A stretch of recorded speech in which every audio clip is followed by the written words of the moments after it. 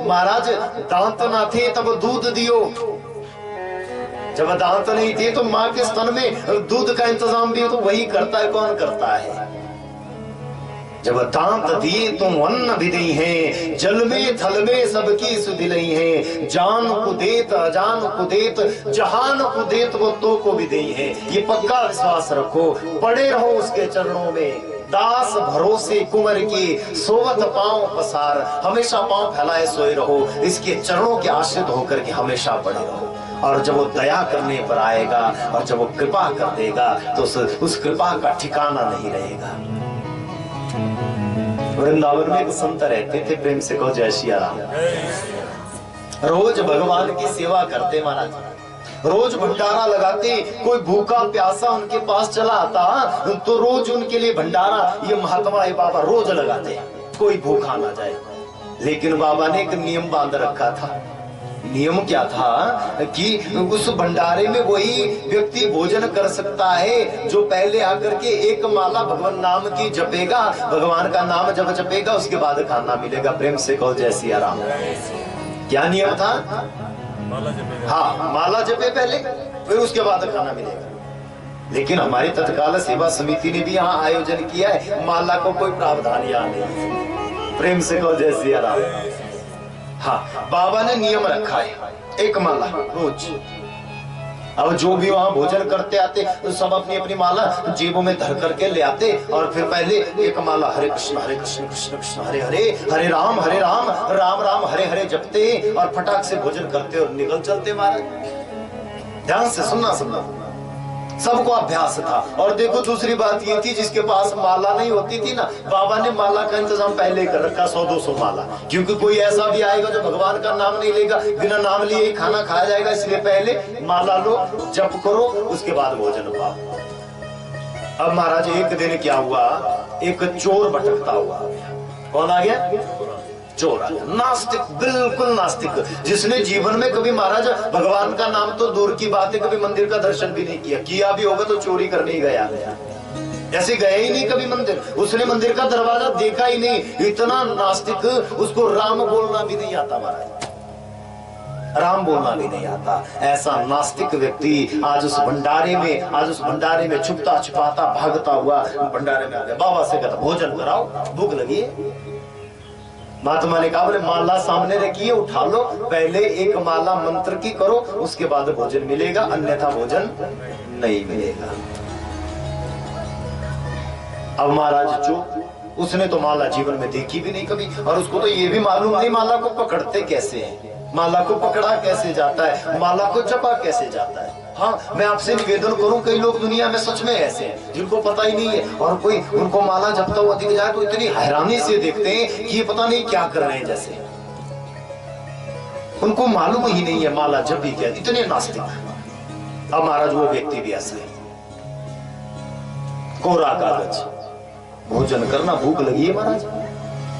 अब भोजन तो भूख तो रोटी भी नहीं देखती है, उसकी तरफ से तो भंडारा भी बराबर है, कसाई की दुकान भी बराबर है, भूख लगी भोजन कराओ।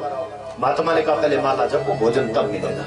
मुकर गया। बाबा ऐसा है, मैंने आज तक माला हाथ में भी नहीं पकड़ी, मैं तो जानता भी नहीं माला जपते कैसे, मेरे से नहीं होगा, मैं नहीं करूंगा। बाबा ने कहा फिर तू नहीं करेगा तो भोजन नहीं मिलेगा। ये चोर बार बार, ये नास्तिक व्यक्ति बार बार बाबा से भोजन मांगता रहा, बार बार बाबा से भोजन मांगता रहा। महाराज भोजन करा दो, भूख लगी है। भूखे का कोई धर्म नहीं होता, भूखे की कोई जात नहीं होती, आप भोजन करा दो। नहीं कराऊंगा, चला जाए यहाँ से।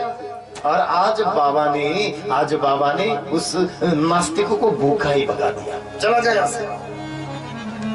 सांझ हुई महाराज, आरती का समय हुआ, और आरती का जब समय हुआ, भगवान की आरती करने लगे तो आज श्री ठाकुर जी का मुख मुरझाया हुआ।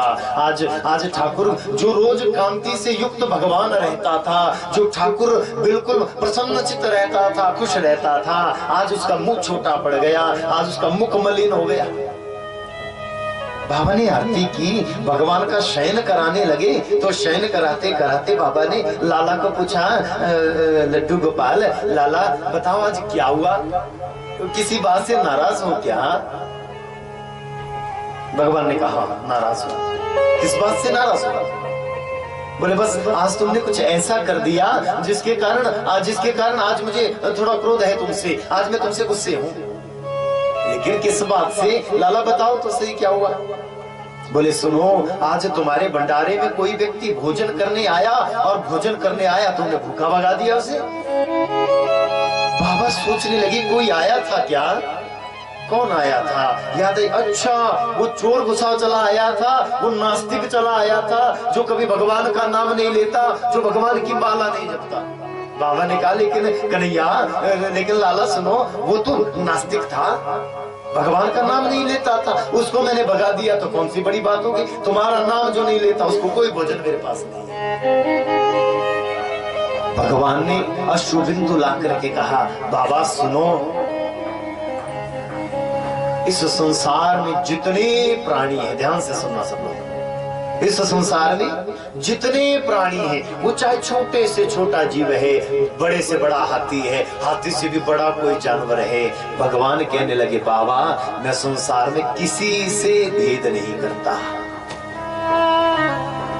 मेरे लिए एक नास्तिक भी उतना ही प्रिय है जितना प्रिय एक माला को जपने वाला है, जितना प्रिय मेरे मुख को साफ करने वाला, मुझे नहलाने वाला जितना प्रिय है, उतना ही प्रिय मेरे मंदिर के बाहर झाड़ू लगाने वाला भी मुझे उतना ही प्रिय है। मैंने किसी के लिए संसार में कोई बंधन नहीं रखा है, मैं किसी को किसी बंधन में नहीं बांधता। अच्छा एक बात बताओ, हमें आकर के भगवान ने कभी कहा कि तुम मेरा नाम जपो? कहा किसी को?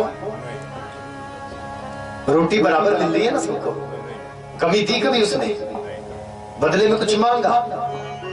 वो बदले में कभी किसी से कुछ मांगता नहीं है। मैंने कहा दांत न थे तब दूध दियो, और दांत दिए तो अन्न भी दे है, जल में थल में सबकी सुधिलई है। चाहे जल में रहने वाला जीव है, चाहे स्थल में रहने वाला है, चाहे रेंगने वाला है, चाहे 4 पैर वाला है, चाहे 100 पैर वाला है, उसके लिए सब बराबर है। वो इतना दयालु है, वो इतना दयालु है कि उसकी दयालुता का कोई अंत नहीं है महाराज। और उसकी दयालुता पता कब चलती है? पता है कब चलती है? जब हॉस्पिटल में कोरोना किसी को हो गया और डॉक्टर ने कहा ऑक्सीजन का सिलेंडर लगेगा, प्रेम से कहो जय सिया राम। और फिर पूछा रेट, तो बताया कम से कम 3 से 4 हजार रुपए का एक सिलेंडर आएगा, वो भी घंटा 2 घंटे चलेगा, और उसके बाद फिर दूसरा लाना पड़ेगा। कितनी ऑक्सीजन दिन भर लेते हो बताओ? गिनती की कभी गिनती? कभी गिनती करना कि हमने 1 घंटे में कितनी ऑक्सीजन ली और उसका रेट हॉस्पिटल में कितना है, और उस भगवान का धन्यवाद करना जिसने ये सांसें दी हैं, जिसने ये वायु दी है, जो इस ऑक्सीजन को देता है और हमें जीवित रखने के लिए इस संसार को जो परमात्मा चलाता है। ये दयालुता नहीं तो और क्या है। इसलिए बार बार ये समझाया जाता है कि भगवान बदले में कुछ मांगता नहीं। हम ये नहीं कह रहे कि आप नाम जपो, लेकिन थोड़ा तो अपने जीवन को, थोड़ा सा अपने जीवन को हम परिवर्तन कर दें, थोड़ा सा अपना जीवन हम बदल दें और भगवान के चरणों में से जीवन को लगा दें। बोलिए भक्तवत्सल।